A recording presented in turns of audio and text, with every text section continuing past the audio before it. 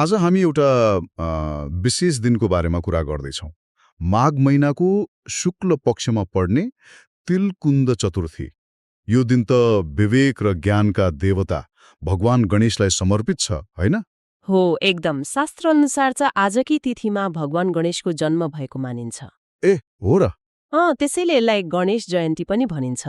कतै कतै विनायक चौथी वा वरद चौथी पनि भन्छन्। तर यो नाम तिलकुन्द चतुर्थी, यसमा त केही विशेष अर्थ होला नि? हो नि, यसको नाममा नै यसको महत्त्व लुकेको छ। हो, त्यहीबाट सुरु गरौँ न। तिल र कुन्द मतलब चमेलीको फूल, होइन? हो, चमेलीको फूल। यी दुई कुराको चाहिँ के छ त महत्त्व? किन यिनै वस्तुहरू जोडिए त यो पर्वसँग? यो एकदमै राम्रो प्रश्न हो। हाम्रो संस्कृतिले कसरी मौसम र प्रकृतिलाई धर्मसँग जोड्छ भन्ने यो एउटा सुन्दर उदाहरण हो। अब हेर्नुस् न, माघ महिनामा जाडो हुन्छ। आयुर्वेदमा तिललाई शरीरलाई गर्मी दिने मतलब ऊर्जा प्रदान गर्ने तत्त्व मानिन्छ। स्वास्थ्यको हिसाबले पनि महत्त्वपूर्ण भयो। एकदम। अनि कुन्द अर्थात् चमेलीको फूल, त्यो त आफ्नो सुगन्ध र पवित्रताको लागि चिनिन्छ। यसको सुगन्धले मानसिक शान्ति दिन्छ भन्ने विश्वास छ। कति अर्थपूर्ण कुरा। यो त परम्परा मात्रै भएन, एउटा जीवनशैली नै भयो। हो, त्यसैले आज गणेशलाई तिलका परिकार र चमेलीको फूल चढाएर शारीरिक र मानसिक दुवै शुद्धताको कामना गरिन्छ। अब पूजा विधिबारे अलिकति कुरा गरौँ।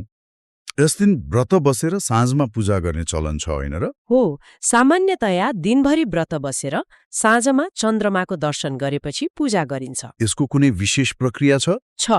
पूजाको लागि घरको उत्तर पूर्व दिशा, जसलाई ईशान कोण पनि भनिन्छ। ईशान कोण, त्यो त वास्तुशास्त्र अनुसार देवताहरूको स्थान हो नि, होइन? हो, एकदम।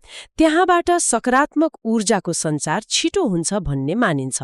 अनि नरिवलको तेलमा दियो बाल्नुलाई शुद्ध मानिन्छ। अनि मन्त्र जपको पनि विधि होला? छ। गणेशजीको आरती गर्दै ओम गम गणेश्वराय विघ्ननायकाय नमः मन्त्रको 108 पटक जप गर्दा मन स्थिर हुन्छ। अनि प्रसादको रूपमा त तिलको लड्डु, जसलाई तिलकुट पनि भनिन्छ। हो, त्यो त गणेशजीलाई सबैभन्दा मनपर्ने वस्तु नै भयो। यो प्रसादको पनि केही प्रतीकात्मक अर्थ छ कि? छ नि। तिलले स्नेह र एकताको प्रतिनिधित्व गर्छ। कसरी? हजारौं साना दाना मिलेर एउटा लड्डु बन्छ नि, यसले समाजमा मिलेर बस्नुपर्छ भन्ने सन्देश दिन्छ। वाह, कति गहिरो कुरा। यो दिनको पूजाले सबै बाधा अडचनहरू हटाउँछ भन्ने गहिरो विश्वास छ। यही सन्दर्भमा गणेशजीलाई शङ्खथरण पनि भनिन्छ, होइन? हो, शङ्खथरण यो एकदमै शक्तिशाली शब्द हो। यसको अर्थ के हो? यो सङ्कट र हरण मिलेर बनेको हो। मतलब सङ्कटलाई हरण गर्ने वा सबै कठिनाइहरूलाई हटाइदिने। विघ्नहर्ता। हो, उहाँको विघ्नहर्ता स्वरूपलाई यसले प्रष्ट पार्छ। त्यसैले त उहाँ प्रथम पूज्य देवता हुनुभएको। त्यसो भए यो व्रत र पूजाको फल आध्यात्मिक मात्र नभएर हाम्रो दैनिक जीवनसँग पनि जोडिएको छ। निश्चय पनि। तिलकुन्द चतुर्थीको व्रत र पूजाले सुख समृद्धि मात्र होइन, आन्तरिक शान्ति पनि दिन्छ भन्ने मान्यता छ। जब जीवनका बाधाहरू हट्छन्, तब त अरू कुराहरू आफै राम्रो हुँदै जान्छन्। एकदम।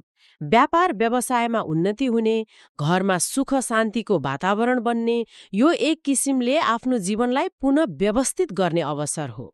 आजको हाम्रो यो चर्चाबाट के प्रष्ट भयो भने तिलकुन्द चतुर्थी केवल एक धार्मिक अनुष्ठान मात्र होइन। यो त प्रकृति, स्वास्थ्य र आध्यात्मिकताको एक सुन्दर सङ्गम हो। यसले हामीलाई ससाना कुरामा लुकेका गहिरा अर्थहरू खोज्न प्रेरित गर्छ। अब एउटा प्रश्नबारे सोचौँ। हाम्रो आधुनिक र व्यस्त जीवनमा यस्ता परम्पराहरू जसले प्रकृति, स्वास्थ्य र आध्यात्मिकतालाई जोड्छन्, कसरी सान्दर्भिक रहन सक्छन्? आजलाई यति नै। फेरि अर्को अङ्कमा भेट्ने वाचाका साथ बिदा हुन्छौँ। नमस्कार, तपाईँको दिन शुभ रहोस्।